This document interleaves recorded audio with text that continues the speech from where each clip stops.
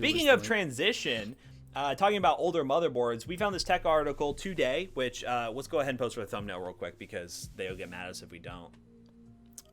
So we should look confused, disappointed. Confused. There you go.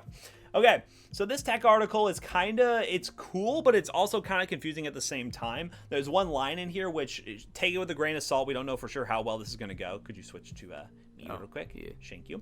So long story short, of course, these new Zen 3 CPUs are going to be supported on 400 series boards, but according to AMD, they don't expect the support to come for those boards until early 2021.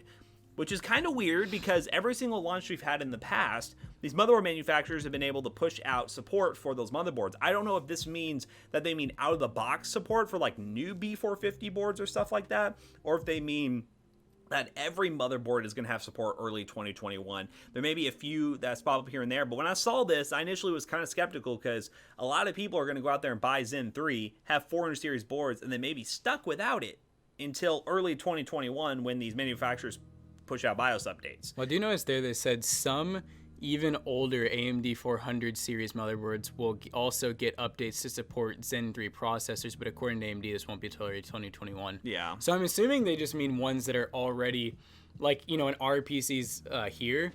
If we wanted to try to get one of the new processors, we'd probably have to wait to be able to update the BIOS, is what I'm thinking. So it does confirm here that even some older 500 series boards, which I don't know what I mean by older, there's no newer generation above it, it still will require a BIOS update apparently. So that's something to keep in mind. I assume you're talking about X570, right?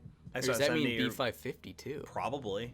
I mean, it looks like it does require an update. B550 is not older. Yeah, they're like new. Yeah, so B550, X570, they're all 500 series boards. I mean, I get.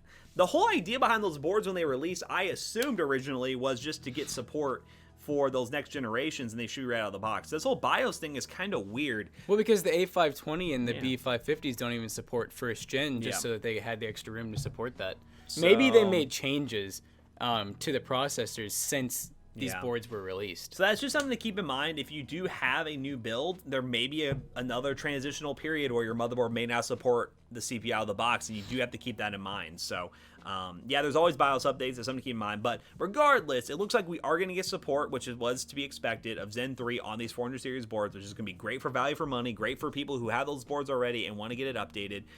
Gary Next was saying you just have to update. You have an updated BIOS. Was saying you just have an updated BIOS. I have no idea what you mean by that. But, I mean, the only thing that we're just kind of skeptical about is the 400 series support and how it's going to be later into the year.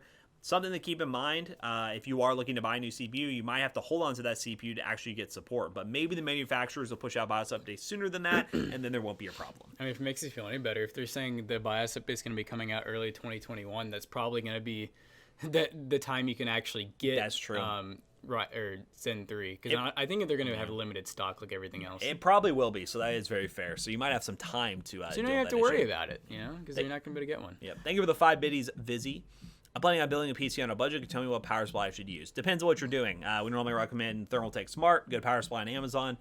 There's a Montech power supply on Newegg that's a little bit more, that apparently uses higher quality components. You can go with that one as well. Those are 2 of our favorite budget ones right now. Like he said, I want to buy a new computer in Cyber Monday around $1,000. What do you suggest?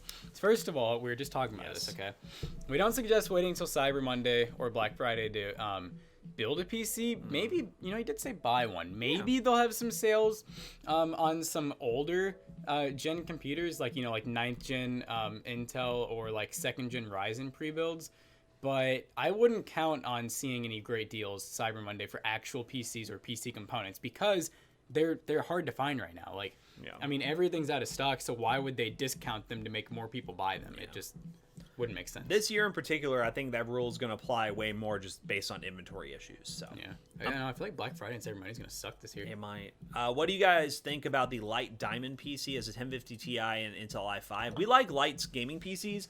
We noticed their cheaper computers normally don't have the best value for money, but like the higher up you go, you get more for your dollar. So like when you get like the higher end ones with like a 3600 and a 580, it's more money, but you're getting closer to building your own price when you spend a little bit more money. I was actually looking at their website yesterday at what they have their builds. The website's laid out weird. It's hard to navigate it. Yeah.